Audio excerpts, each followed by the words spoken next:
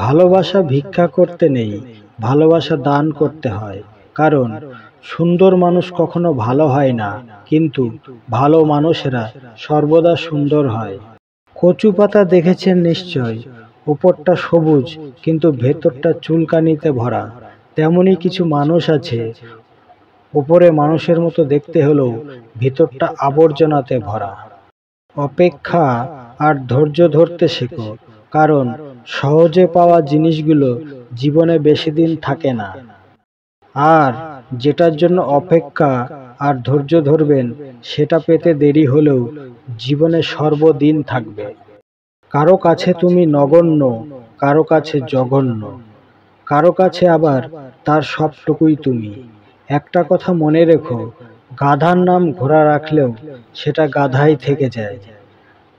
কারো জাজমেন্টে তোমার মূল্য একটুও কমে যাবে না, কারণ আলুর ব্যাপারই তো আর সোনা চিনবে না। তুমি নেকা, তুমি বোকা, তুমি রাগী, তুমি অহংকারী, আসলে এর কোনোটাই তুমি নও। তুমি তাদের কাছে সে রকমই যে যেটা তোমার কাছে ডিজার্ভ করে। দিন শেষে তুমি তুমিই, একটু একটু ভালো, একটু একটু মন্দ, সবটুকু ভালো হতে গেলে দেখবে সবাইকে ভালো রেখে তুমি ভালো নেই। অহংকার আর সংস্কার, এই দুয়ের মধ্যে পার্থক্য হলো, অহংকার অপরকে নত করে খুশি হয়, আর সংস্কার নিজেই নত হয়ে অপরকে খুশি করে। যত বড়ই শিক্ষিত হও না কেন, তাদের চেনা বড়ই কঠিন, যাদের মুখে এক কথা আর মনে অন্য কিছু থাকে।